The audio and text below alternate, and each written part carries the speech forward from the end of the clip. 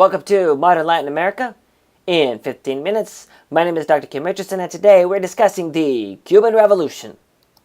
Cuba is very close to Florida.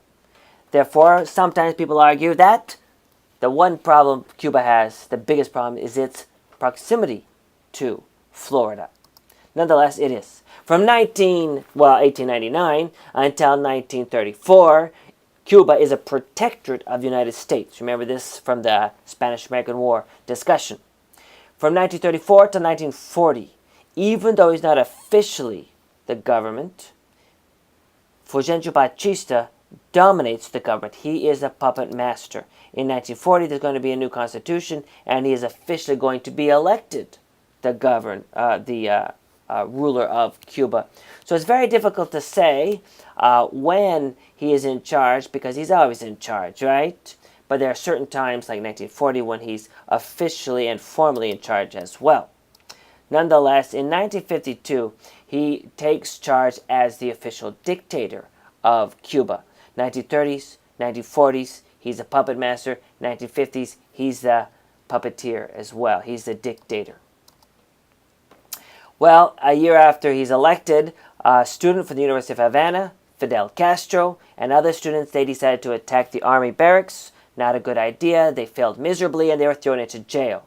By this time, the dictatorship of Batista had becoming increasingly harsh and repressive, so the community began to, journalists, Americans, everything, began to say, listen, you can't be such a bad dictator. And he said, I'm not so bad. Look, I will release Fidel Castro and these soldiers. So he releases, not soldiers, but students, revolutionaries. He releases them to show what a good person he is. So 52, dictatorship. 53, failed attack on the barracks. Well, when he leaves, he goes to Mexico, and he starts planning an uprising to come back to Cuba and overthrow the government. And he invades in 1956. He invades in this famous boat now, the Grand Mal, and then Grand Mal. I always think of Grand Mal seizures. That's not it. Anyway, in 1956, the invasion, but it is repelled, and so he retreats into the Sierra Maestra Mountains in order to fight back. Well, from 1956 to 1959, then, it's his uprising as he fights against Fulgencio Batista, and eventually, in 1959, he marches into Mexico, into Havana, victorious. Now that he is victorious, he remembers that when he was in prison, he had a lot of free time, and he read a lot of books by the famous nationalist José Martí. José Martí said, political liberty is possible only when it is accompanied by economic independence. And that's what he wants. Political liberty, yes, he has that now, but he also wants economic independence, so that's what he starts to do. Remember that the three key issues copying from the Mexican Revolution were land reform, education reform, and labor reform. And that is exactly what he's going to focus on. Beginning with land reform in 1959, that same year, June of 1959, he passes the Agrarian Reform Law, in which he confiscates over $1 billion in North American properties. Now, you can imagine that the United States is going to be especially upset, but you could also think, okay, once he confiscates them, is he going to do like Bolivia? Is he going to do like Guatemala and then carve them up and hand them over to the peasants? And he says, no. We are a sugar exporting country. We will continue to be a sugar exporting country, but we will make sure that the people working in the sugar fields are going to get the profit. So he establishes cooperatives. To the United States, Americans, it sounds very communist. At first it was not, but the more belligerent the United States got, the more communist he's going to turn. The only thing that can resolve the problems of hunger and misery in the underdeveloped countries is revolution, he says. Revolutions that really change social structures, that wipe out social bonds, that put an end to unnecessary costs and expenditures, the squandering of resources. Revolutions which allow people to devote themselves to planned and peaceful work. This is the Cuban Revolution, therefore. He is trying to change these things up. In addition to land reform, it's going to be education and labor reform, in this case education. And the healthcare is going to be one of the big added pluses to this new education impetus. And they're going to have more doctors per capita than any place else in the Western Hemisphere. They don't have a lot of money, but they do have a lot of doctors. Well, as you can see, especially because of the land reform, labor reform, and all this other reforms, the United States decided to break off relations, diplomatic relations and consular relations with Cuba. Wait a second, though. If the United States breaks off diplomatic and consular relations with Cuba, who is going to buy Cuban sugar? Where are they going to get technical aid, military hardware? Who are they going to get these things from? Well, in the Cold War, if you don't get it from the United States, you have got to turn to the other side, which is the Soviet Union. Soviet Union, then. I like this particular cartoon especially. Technically speaking, we never had it so good, right? What? So, technically speaking, what? That means that, in other words, they now are economically dependent on the Soviet Union, whereas before they were economically dependent on the United States. Okay, they get all this. Well, as you can imagine, a lot of people, middle class and upper class, that worked to become doctors under the old system, lawyers, rich landowners, they are not very pleased with the Cuban Revolution. Many of them fled, and of those that fled, most of those went to the United States, especially, say, Florida or New York, but especially a lot in Miami, right? So they plan an uprising to go and overthrow the government of Castro, since Castro overthrew the government of Batista, supported by the United States. Batista, that was supported by the United States. They're going to land in the Bay of Pigs in April of 1961, and they're going to be defeated miserably.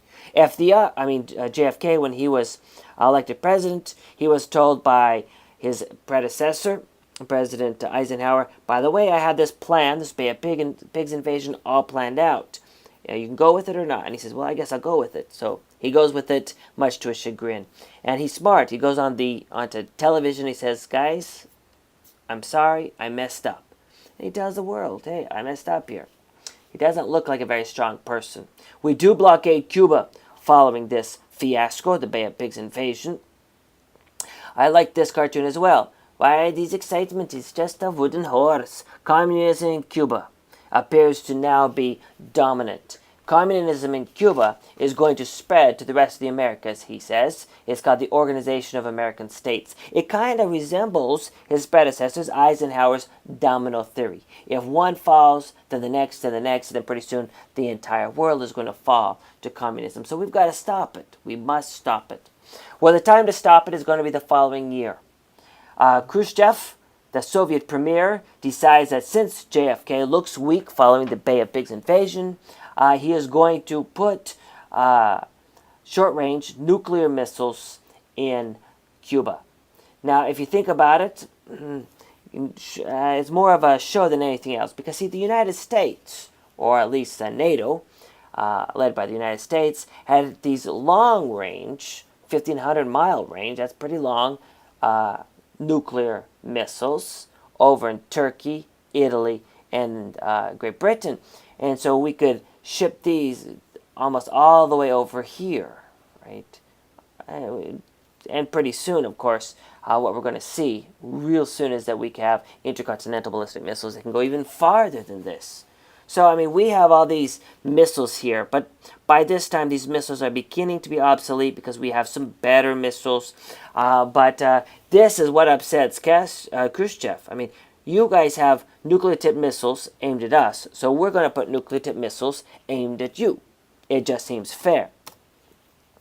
Well, the nuclear-tipped missiles we are especially upset at. They can get short-range ones all the way to DC, and if they were to get a little bit longer ones, they could get the entire portion below Canada of the United States, you know, all the way down into the Amazon rainforest and everything if they needed to. So this is going to be the attempt by JFK to stop this, right? This is the Cuban Missile Crisis of 1962. There we go, 1962. I love the way this is depicted in the movies recently. Some very good movies depicting the Cuban Missile Crisis and how we almost got to World War. And even though when this particular cartoon was drawn, we didn't realize it, but both sides had their fingers on nuclear catastrophe, the annihilation, the end of the world, right? And recent historians have discovered that we were a mere 40 minutes from nuclear world annihilation. We're almost there, but we stopped barely in time. Thank goodness we stopped, or else we would have ceased to exist at this point. And if you talk to anybody in the 1960s, they could tell you all about the Cuban Missile Crisis and how scared they were. Okay, so in this case, in 1977, after, 15 years following the Cuban Missile Crisis and having economic blockades around the island, we decided that even though we're still mad at each other, we could at least have interest sections. What the heck is an interest section?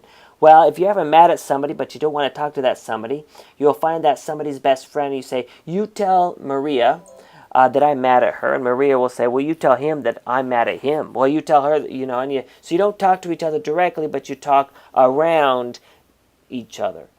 These are intersections beginning in 1977, right? Well, in 1991 is the official end of the Cold War, Christmas 1991, and the Soviet Union ceased to exist. And there's been, ever since, a great thawing. Actually, it's almost like global warming in terms of the Cold War. But no more Cold War. So now what? The Soviet Union had already, by 1991, not been able to afford to purchase and supply Cuba, purchase the sugar and supply all the war material and everything that needs, the technical aid and everything. So what is going to happen? So there's a thawing out of relations, but this thawing out lasted for a long time. In 2015, we have ended the economic embargo. The relations between the two countries has officially stopped. It's going to be interesting to find out what happens, right? But we now have diplomatic relations once again. That means that from 1961 until 2015, there were no diplomatic relations. What are the conclusions here? The conclusions are, simply put, that the Cuban Missile Crisis is the example in many people's minds of a revolution that succeeded, whereas Guatemala, Bolivia, they failed. Mexican Revolution, arguably it failed by 1940. It ended, at least, right? But Cuba, many people say, no, it continued on. But then you say, well, did it continue on if they instead replaced the neocolonial power of the United States with that of the Soviet Union? Not really. It just becomes revolutionary rhetoric, communistic regime. I mean, it's not the Czech Republic, or Czechoslovakia, but it's still communist and still under the guise of the Soviet Union. But when the Soviet Union collapses, then the whole thing comes tumbling down. Many people argue that this is, therefore, an example of slowly collapsing revolution. Either way, Raul Castro is still in charge as the brother of Fidel Castro as of 2015. Fidel Castro is still alive. Many people argue that this revolution now is over with in 2015, but it is yet to be seen. So real quickly, that was the Cuban Revolution in Latin America.